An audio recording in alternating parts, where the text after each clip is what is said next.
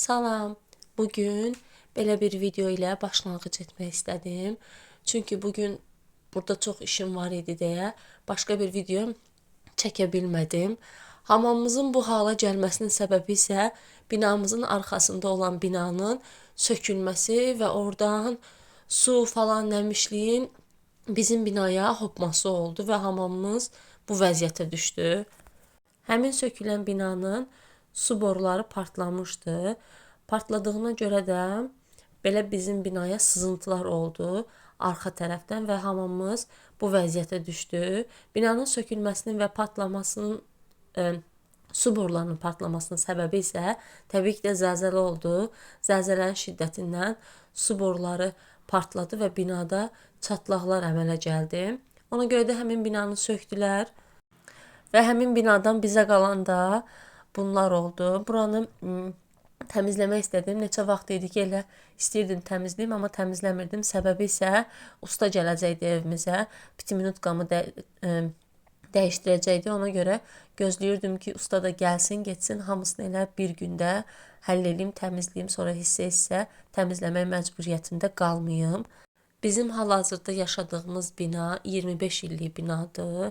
Yəni çoxdanın binasıdır. Həm də biz kiraya qalırıq deyə evimizə başqa xərclər qoymadıq. Elə nə idisə o vəziyyətdə də istifadə etdik. Çünki hələ öz evimizin təmiri başa çatmayıb. Ona görə də başqasının evini düzəltməyə tələsmədi. İnşallah öz evimizi düzəltdikdən sonra isə əgər bu evdə qalsaq, buranı təmir edərik. Əgər qalmasaq da yaşadığımız evdə əgər belə sıxıntılar olsa və yaxud da yəni köhnə bina olsa əgər oranın təmiri ilə məşğul olarıq.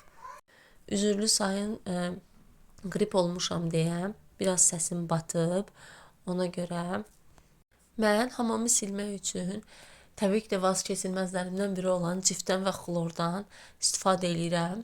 Cifin üzərinə xlor əlavə edirəm və onu hər bir yerə tökürəm. Nə gözəl olur, ağarır, kafellərin üstü ağarır. Sonra burada bizdə rütubətdən qaralmışdı deyə həmin qaralmış hissələr də ağappaq olur.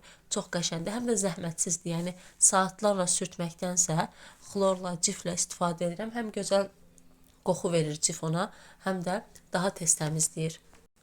Düşündüm ki, xlorlamışkən elə hər yeri xlorluyum. Buna görə də yerlərə də həmçinin cif və xlor qarışımından tökdüm və sildim. Mis gibi oldu. Kafellərin üstü də ağardı. Daha təmiz və xoş görüntüsü oldu və çox gözəl qoxusu oldu.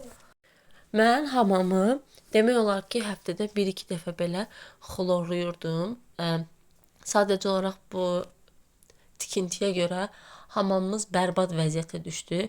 Nəinki bizim, qonşularımızın da həmçinin hamamı bu vəziyyətdə idi. Hətta bir qonşumuzun evinə su belə sızmışdı. Su basmışdı evlərini. Santexnik falan çağırmışlar. Yəni çox pis vəziyyətdə idi bina. İndi deyəcəksiniz ki, uşağın kolyaskasının hamamda nə iş var? Bəli, biz çöldə saxlamırıq.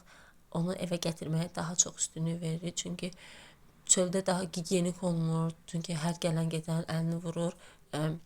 Binanın içində də olsa gələn gedən əlini vurur. Həm də o tərəfə bu tərəfə itələyirlər deyə biz içəridə saxlamağa daha üstünlük veririk. Həm də ən azından bilirik ki, təmiz olacaq və təmiz qalacaq.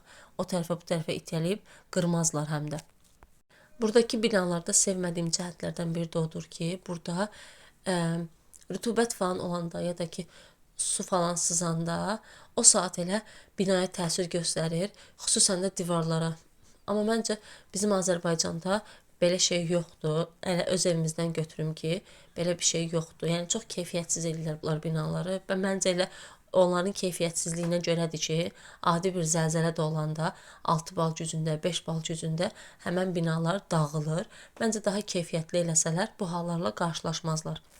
Və nəhayət ki, hamamda 2 saatdan sonra işləri bitirdim. Çox uzun çəkməyinin səbəbi də həmin o nəmişlik oldu. Çünki sildikcə qurumağını gözlədim. Quruduqdan sonra təkrarən yenə sildim ki, yenə təkrarən həmin ləkələr orada olmasın. Təmizlədikdən sonra isə qalan paltarları da yudum və nəhayət ki, əvvəlki hamama geri qayıtdım. Çünki çox bərbad görüntüsü var idi. Demək olar ki, hamam məhv olmuş bir vəziyyətdə idi. Hamam vaxtımı çoxaldığı üçün axşama tez bazar və rahat olsun deyə sup bişirdim. Həm də onsuz da üçümüz də xəstə idik. Bu bizə daha yaxşı təsir bağışlayar deyə düşündüm. Bu günlük vloqumdan bu qədər. Bəyəndinizsə kanalıma abunə olmağı unutmayın. Sağ olun. İnşallah ki, bir də belə halla qarşılaşmaram. Çünki çox pis təsir bağışlayırdı o görüntü mənə.